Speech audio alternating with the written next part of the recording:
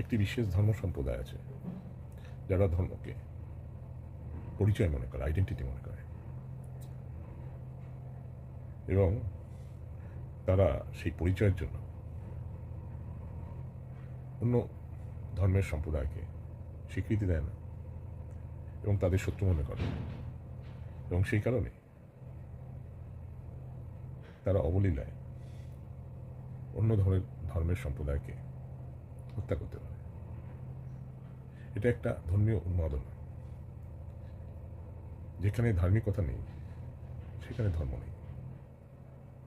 তেমনি বাংলায় 5 দশকের মহামাকু রাজত্বে আমি দেখেছি ব্যক্তিগতভাবে এরাও রাজনীতিকে একটা পরিচয় মনে করে, আইডেন্টিটি মনে করে, এবং তার জন্য সে তার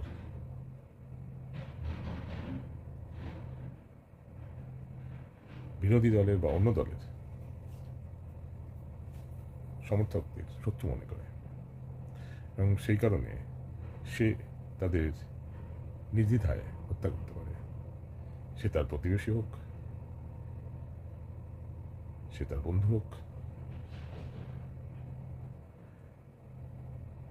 একটি হলো ধর্মীয় উন্মাদনা, একটি বিশেষ সম্প্রদায়, তেমনি এটিকে আমি মামাকুদের উন্মাদনা মনে করি।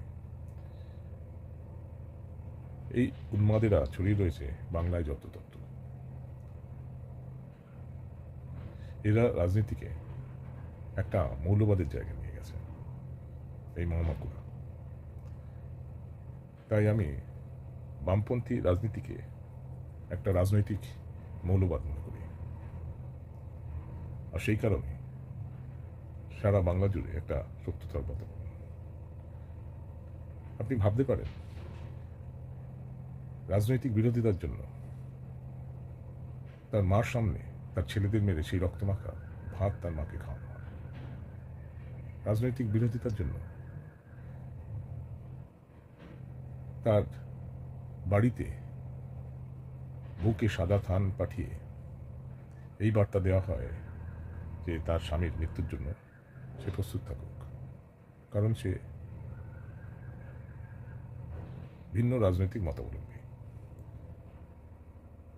এটা কি রাজনৈতিক মৌলবাদ নয়?